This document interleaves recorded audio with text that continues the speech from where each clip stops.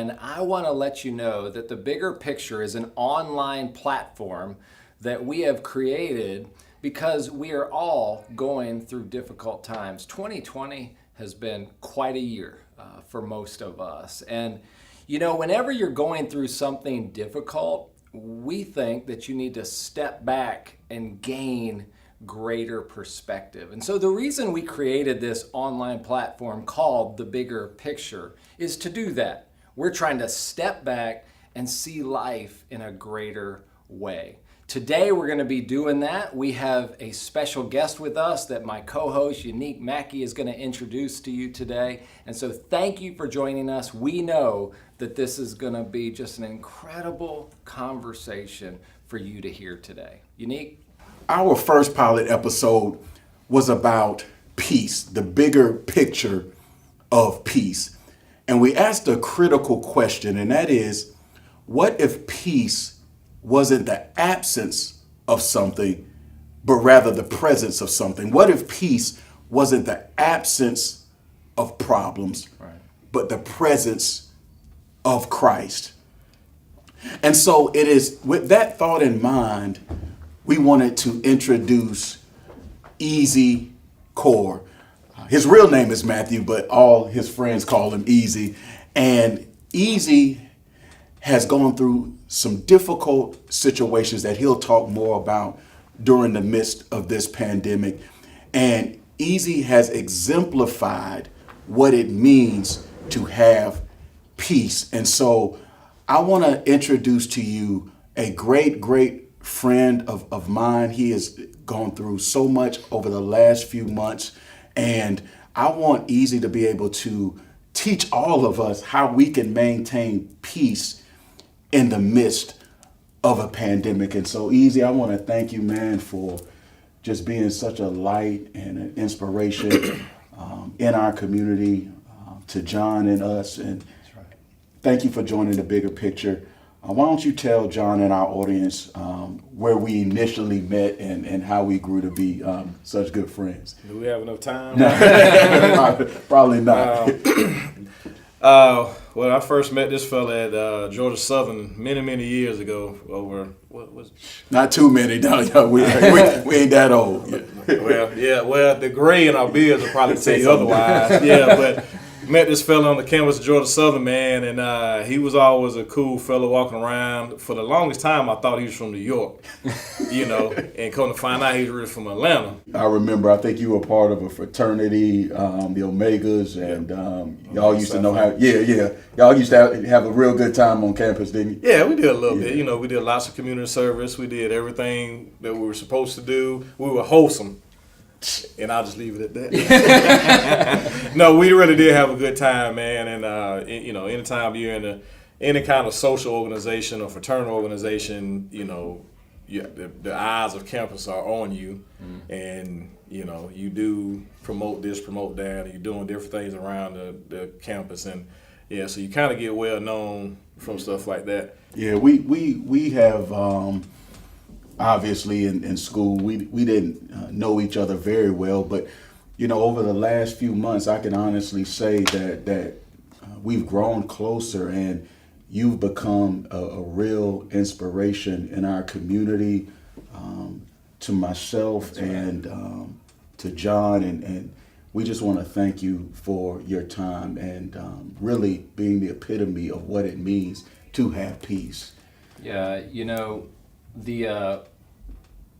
the thing that is so amazing about your story that has hit me and I think so many others, and I just met you just today, just before this interview, but I feel like I know you in some way, is that you have gone through pain, yet what has been maintained in the midst of that pain is your peace.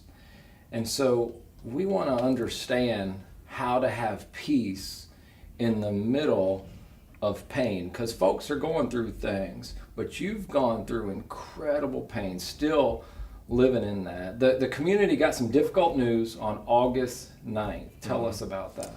Well, on August 9th, that is when I got the news, and of course it was the community that my wife, Yolanda Core, who was a nurse over at Augusta University Medical Center, she passed away due to complications from COVID-19, which is, a gut-wrenching, heartbreaking feeling for myself and my two boys and my family as well, and her family, of course, for sure. But I'm gonna tell you guys this too. This is kind of unrelated to her, but not many people know that a week later, my best friend died. It wasn't from COVID, but he died too. So she died on the 9th, he died on the 15th. In August. But not a lot of people know that because a lot of focus has been on, me dealing with her. Right. But I've also had to kind of deal with that because we grew up together, best man at my wedding, I was the best man at his wedding. So back-to-back weekends, I dealt with that. But not a lot of people know that. I'm not saying that for a pat on the back. No, I mean, thank you for sharing that. And I meant to tell you that, I meant to tell you that the last time you and I talked, but just didn't get around to it. So that was, dealing with that, didn't make it any easier, but yeah, so I had to deal with that, back-to-back weekends. I buried my wife one weekend and found out he died, and his funeral was the next. And then they asked me to speak at his funeral. Goodness. Of course, I could have turned it down. Right. But they wanted to give me the opportunity to at least say no. So they did ask me, and by the strength from God, I was able to get up there and do my 2 or 3 minute spiel for him because I felt I owed him that because it was my best friend. Right. So I made it through it, and with all that aside, I've still, like I said, found peace in all of this.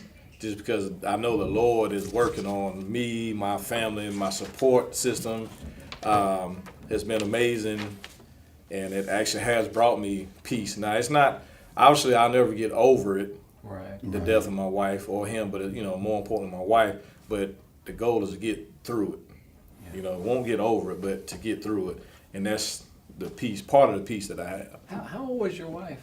40. She just turned 40 in June. So young. And your boys, how old are they? 8 and 5. Okay. My 5-year-old just turned 5 in September, so about a month and a half after she passed away. Goodness. Evan and Maddox. Yes, Evan's my oldest. He's 8. Maddox is my youngest. He's the 5-year-old. What keeps you going during these difficult times? Because you say you have maintained your peace. The loss of your wife 1 week, loss of your best friend the next week. Can you help our audience understand what peace looks like in the midst of that level of pain? Oh man, I don't know what. It's kind of hard to put into words what actually peace looks like. I tell you, peace to me are Evan and Maddox. Mm-hmm. They are actually, obviously the Lord that's who over everybody, everything is giving me the peace and the strength to get through all this. But those two boys are what really brings me peace, and they keep me going. They keep me motivated because I know I can't stop. Wow. She wouldn't want me to stop. Yeah. And if I stop, then what are they going to do? They can't see, okay, I lost my mom, and now my dad is over in the corner balled up all day, every day. I have to keep going for them because I know that's what she would want. I have my bad days, my bad moments during the day, but I know I have to keep going for them. I have to. And, I have to be strong for them. They're strong for me. They've helped me in ways that they don't even know it. So they are what motivates me, and they are my peace to get me through. The first time we talked about peace. This is all peace part 2, but in a very real way. It's easy to just talk about peace and to get all theological and share about peace. And, we said peace is the presence of God, not the absence of something in your life. So it's easy to talk about that. And you're like sitting here talking about it. The presence of God is what we said. But when you were sharing, I was like, that is so true, so powerful, that peace is also the presence of other people in our lives. Because you just named your boys, Evan and Maddox, for you, are like God's presence, very 100%. Real in your life. I mean, that just hit me. Like, it's not, it's also the people we surround ourselves with, man, that bring us what we need, I think. Is that what you're saying? Yes, no, 100%. Like I said, they are definitely my peace. And I have a wonderful support system. wonderful support system. That's friends, family, co-workers, You whoever. have to, man. I've had a wonderful group of people to help me get through it. But like I said, those two boys are really, they're my heart, my inspiration, and my motivation to continue to get through this. And they probably always will be, later on down the line. I just want to, hopefully they'll see the strength in me that they'll continue to be stronger as they get older as well. How are they handling it? If we can we ask that? No, yeah, ask whatever. They're doing fine.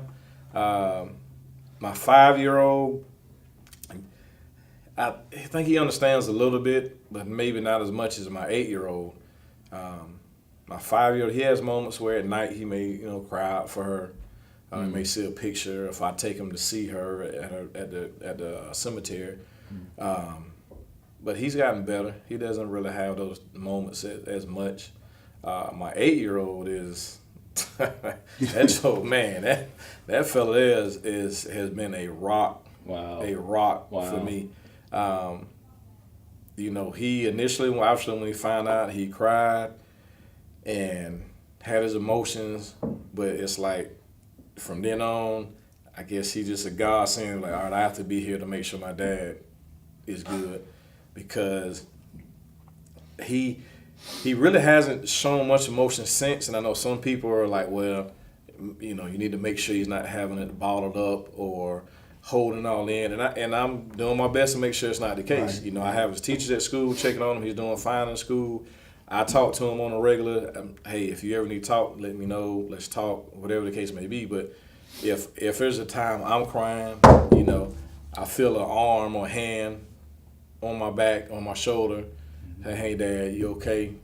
Are you okay? Or why are you crying? And I tell him he'll come hug me. When Maddox is having a moment, he's hugged him and told him it'll be okay. He said, hey, Dad, he can come get into bed with you if he needs to. Wow. One story in particular, Sorry,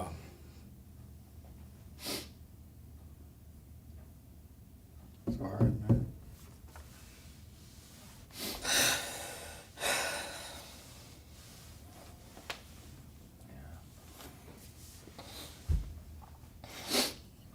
so my September 25th would have been my wife and I 10th anniversary. Goodness.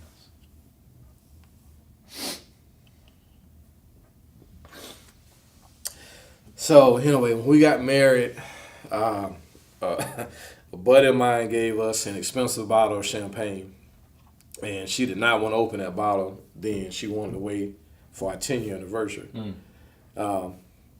Obviously, that didn't happen. So the day before her funeral, the boys and I got to go see her on our own, and I'm talking to her like, "Hey, I'm still, unfortunately you're not here, but I still have that bottle. That bottle sat in our refrigerator for 10 years." And so I'm talking to her like, "Hey, well, I guess I'm just, still trying to do whatever I can to celebrate our 10-year anniversary." And my 8-year-old is like, "Dad, well, you can still open that bottle."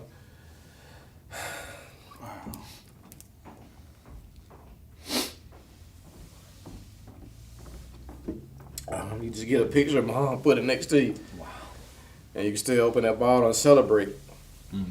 And I just kind of like, well, all right, I guess I need to suck it up. This 8-year-old telling me what to do. You should have gave him a drink.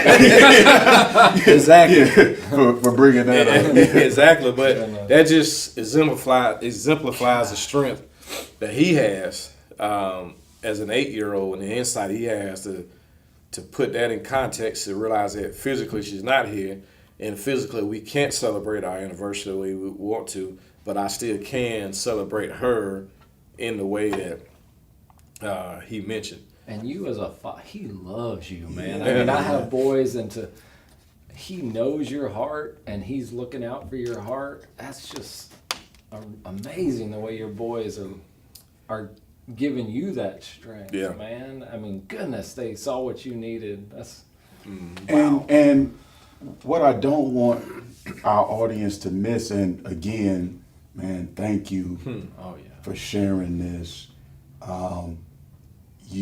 Your tears are going to strengthen That's right. others, man. So just your level of transparency, and I can't wait to see what God continues to do in and through your family.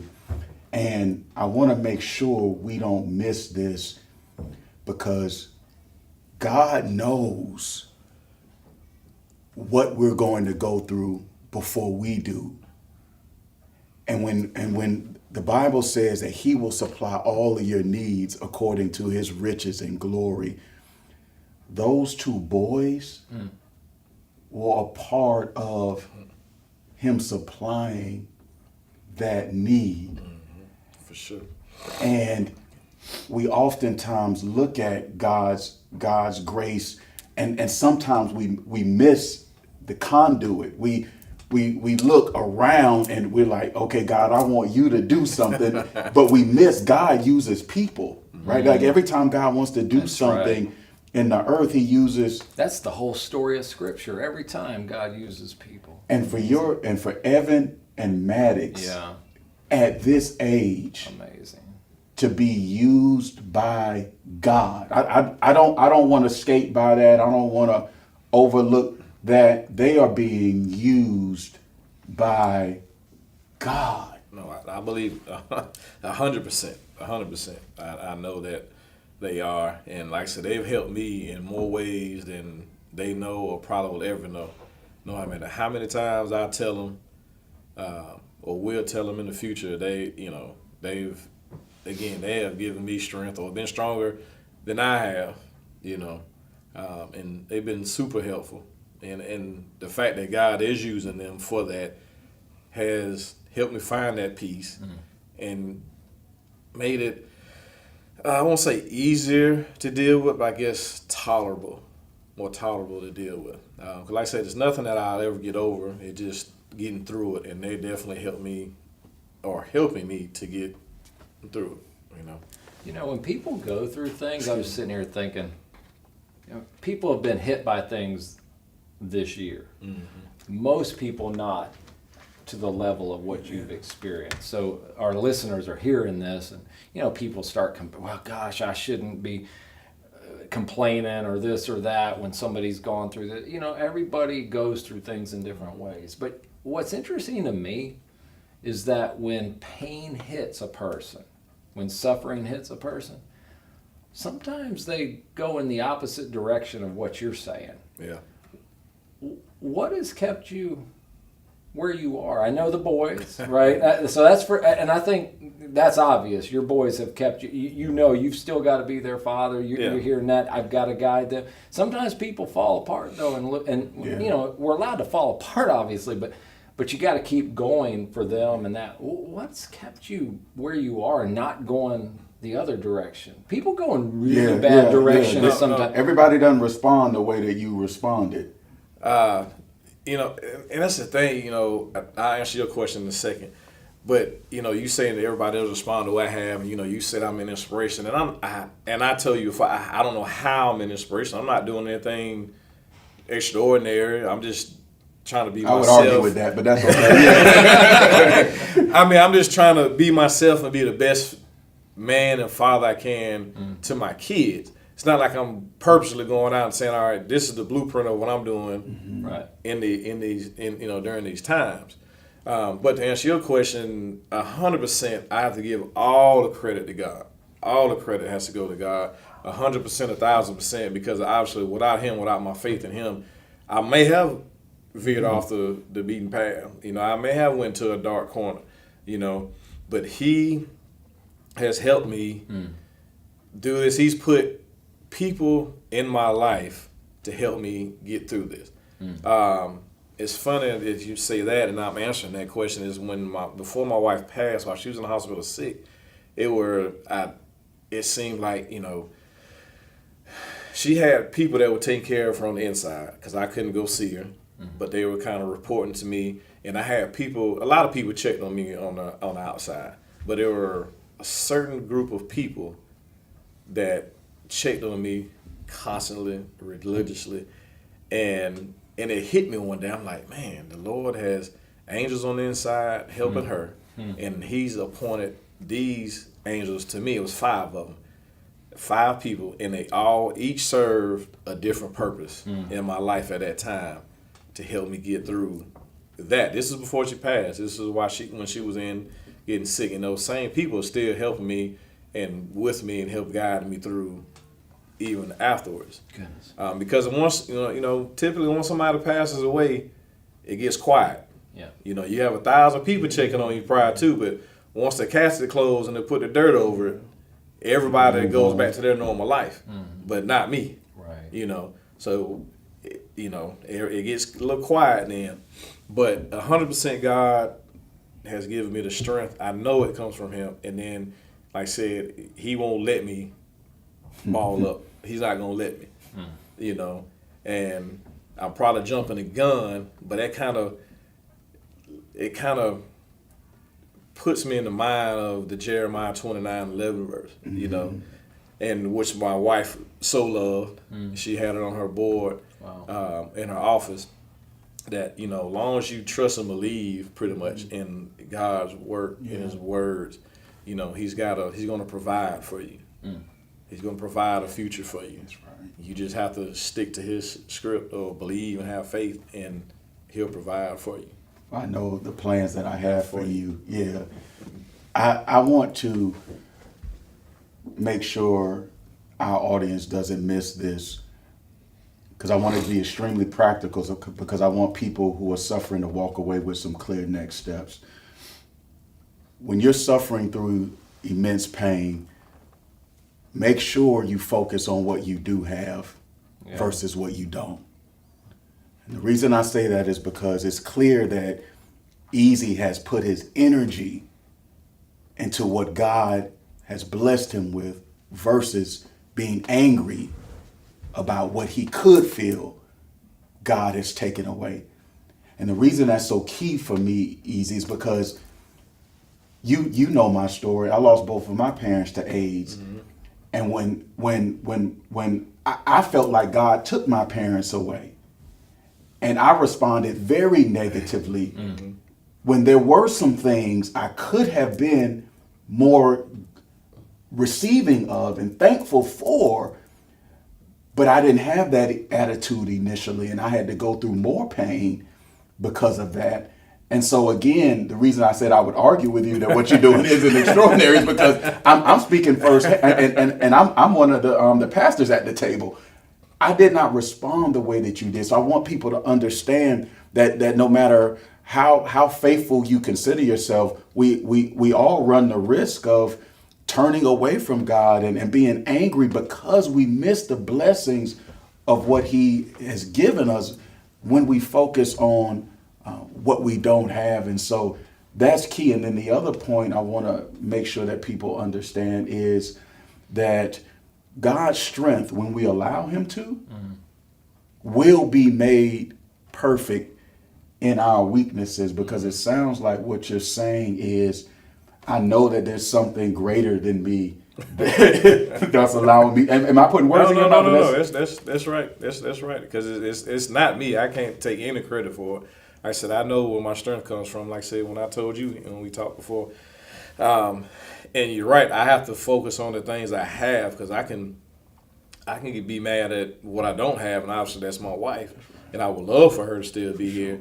But I'm blessed, and still have those 2 boys that are a byproduct of her. Right. So of course I see her in them, and I still plan on raising them the way that her and I talked about raising them, doing the things that we talked about doing with and for them. But like I said, I can't turn my back on God. He's done so much for me in my life, even aside from my wife being gone. He's done so much for me, my family, anything, so I can't turn my back on him. As angry as I could be, or, I could say why, but I can't, question him. He doesn't make mistakes, and I honestly haven't been mad with him during this situation. I've talked to other people, that are close to us, other family members who are, I know God doesn't make mistakes, but I think He made a mistake with this one. I'm like, I see what you're saying. I understand that, but he doesn't make mistakes, and everything happens for a reason, you know. And I knew, you know, and I know he knows when we're gonna die. He knows when every move we make, he knows it. Then when we got married September 25th, 2010, he knew that we wouldn't make it to 10 years, the exact 10-year mark, you know. But I was thankful. I've known her for 18 years. I'm thankful for the time I had with her and got to know her, and you know, for the 2 boys that we have, you know. So I'm thankful for that. I think that's why we sit here. You know, I know I'm sitting here going, what would it feel like to sit in your seat? You know, I think most people would say, I don't want to sit in that seat. If we're being honest. I wouldn't put this on anybody. But I think what's so amazing to us is your peace. I mean, it's like I said, it's easy to preach about peace. It's easy to talk about peace. People are going through difficulty. But, I mean, you don't have to be a hero. It's almost like you just have to cling to God, is what you're saying. And the peace that you're experiencing, that says in one scripture in Philippians, it surpasses human understanding. Mm-hmm. And sometimes even I'm sitting here listening to you, I'm like, how do you have it? That's my human. It's not supposed to make sense. I know, and I'm the preacher and I'm supposed to know this. But when you talk to somebody, the most incredible people I've ever been around are people who have experienced incredible pain and have peace. I know people who have lost children. I know people who have lost spouses. I know people who have gone through things. I know people who are dying of cancer. And they have their peace. I go, I need that. And they always tell me it's not a thing, it's a person. So, Easy, you commented on a message, Unique was telling me about this, that he gave, a sermon, and it was 1 Thessalonians 5:18, which says this. Listen to this, y'all. Give thanks in all circumstances, for this is God's will for you in Christ Jesus. And I'm like, man, that's easy to do when things are going well, but it says all circumstances. And you commented on that. What was that about? What'd you say?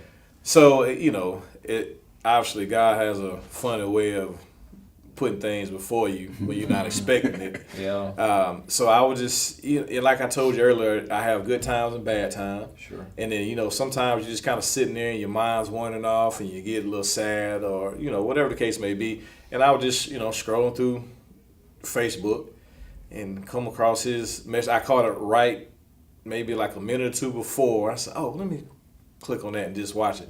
And probably about a minute after that, it went into that verse. And it just shed a whole lot of light on things, you know, because, and I told him, I said, man, I needed that, you know, because you do have to sit in spite of everything that's going on, you have to be thankful, not in some circumstances, not in good circumstances, not in bad, but all circumstances. Not just when he gives you money, you be thankful, but even in times of death, you have to be thankful. And that goes back to what I said to you guys earlier. I'm thankful that I still have the support group I have, the 5 angels that I said that was you know, put around me, and my boys. It's so much that I have still to be thankful for. Obviously, I would love for Yolanda to be here. Yeah. I would like not to be even doing this podcast and interview, to be honest with you. But there are so many other things that I still have to be thankful for. You know, I'm still up here alive for my boys. Yeah. You know, and continue her legacy on. So I'm definitely, you know, thankful for that. And like I told him, I said, man, I needed that. And it just kind of put a different perspective on things, that you do have to be thankful in everything, you know, because he never said it's going to be easy. Right. No. You know? No, clearly it's not going to be easy.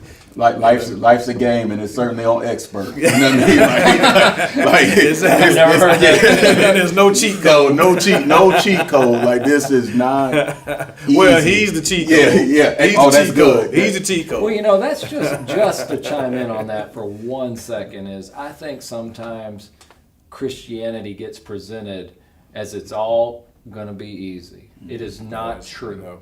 You go through difficulty and suffering, It's part of the Christian journey.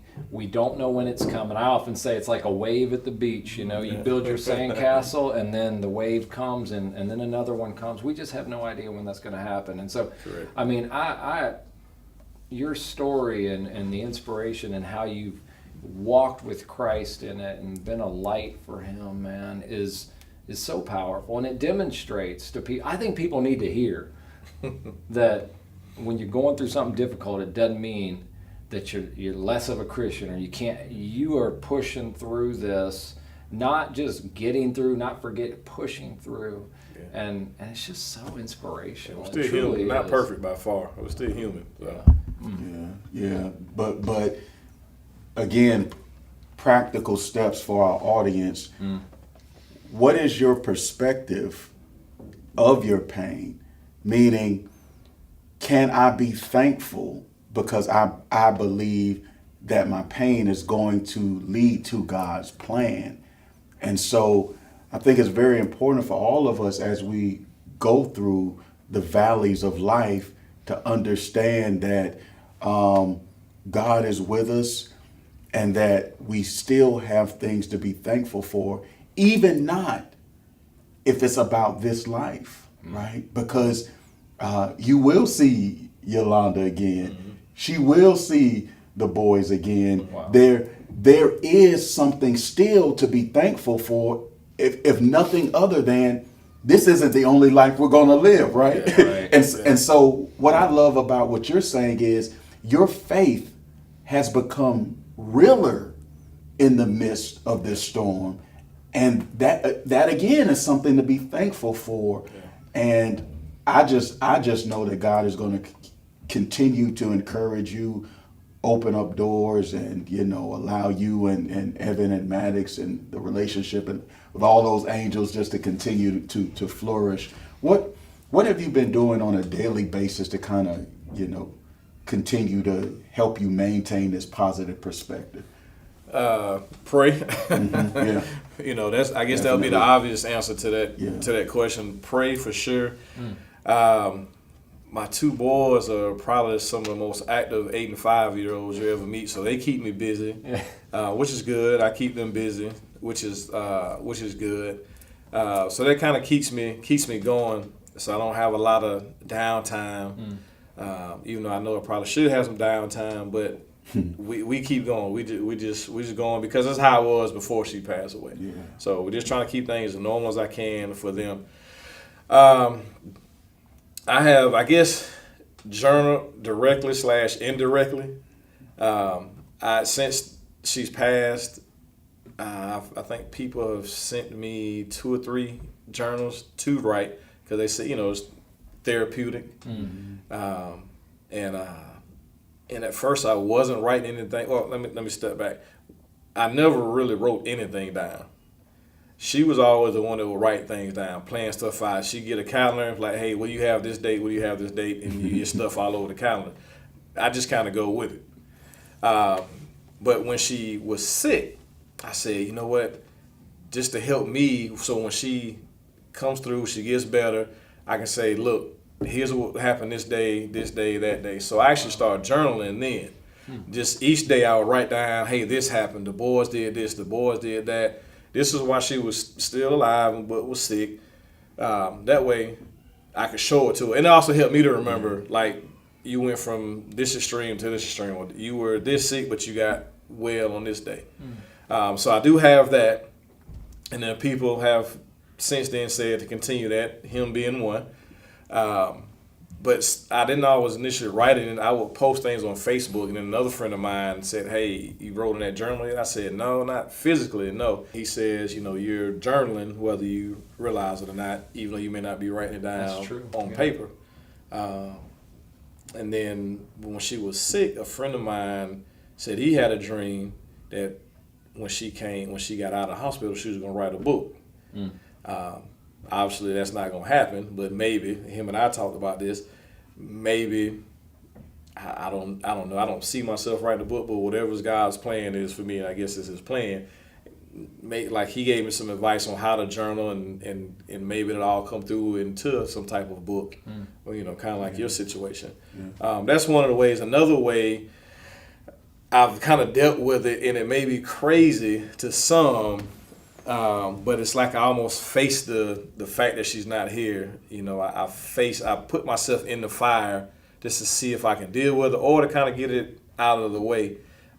Meaning, you know, when most people lose a loved one, they don't want to go into that room or don't want to go back into the house or touch the clothes, because everything's going to be left the same way it was before they left, just like our house was.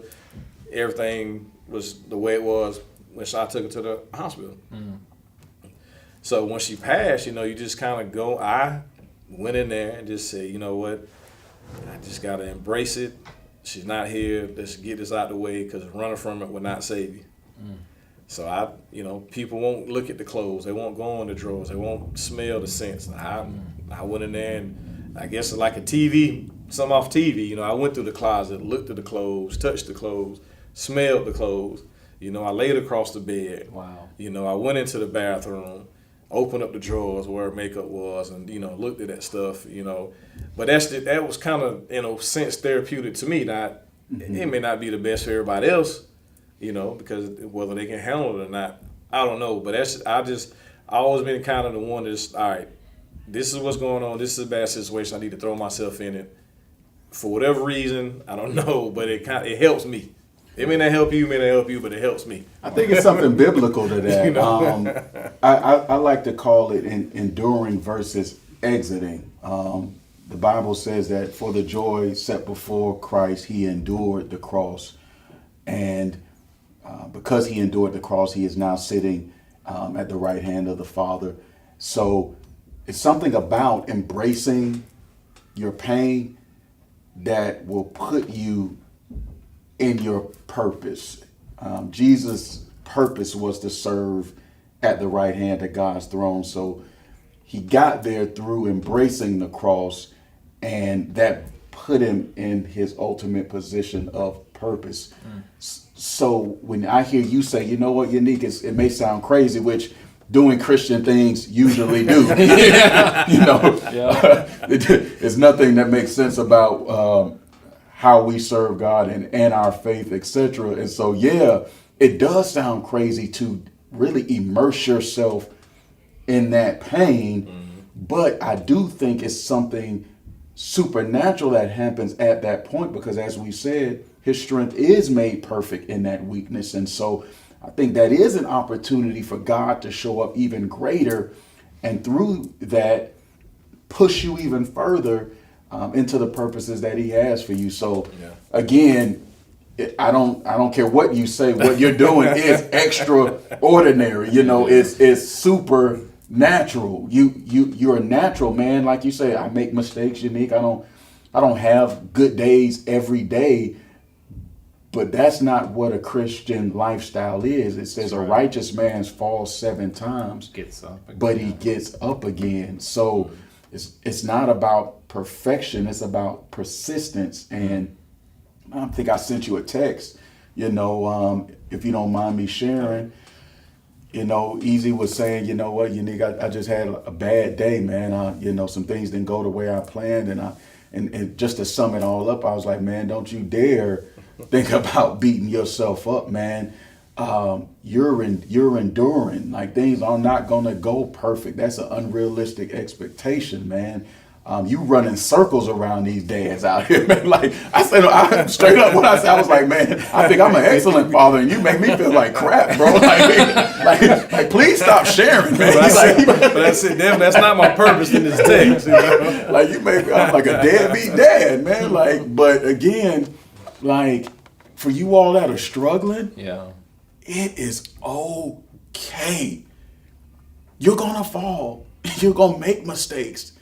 We're in the middle of a pandemic. Nobody understands what's going on. Nobody went to school for this.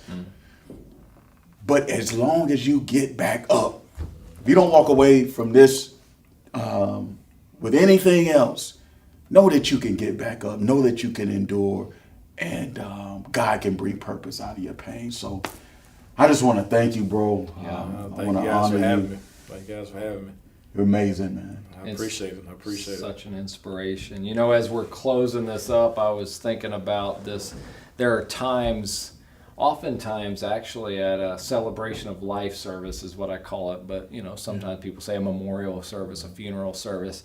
I'll often start by saying what we feel like right now is crawling up in God's lap, and we want to pound on his chest. And at the same time, we want him to just embrace us. And I just kept having that image about, on the bad days, sometimes you just, and whether it's anger, and some people may be angry at God. I like to say to people, it's okay. He can take it. Pound on his chest. If you need to ask the why question, ask the why question. All that. But then let God embrace you. And that can't be said in a typical sermon, really, without the reality of what you've seen here. I mean, you are seeing a man who has let God embrace him in the most difficult pain. So thank you for sharing your story. Problem. Thank you for having me. I'm glad I was able to. Yeah. And we wanna be able to support you. I know that you and the boys, you all have needs. That's right.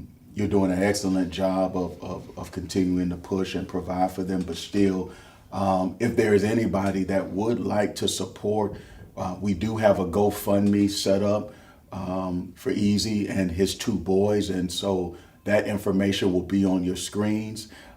Please feel free to support him and his family as he continues to turn his adversity into purpose.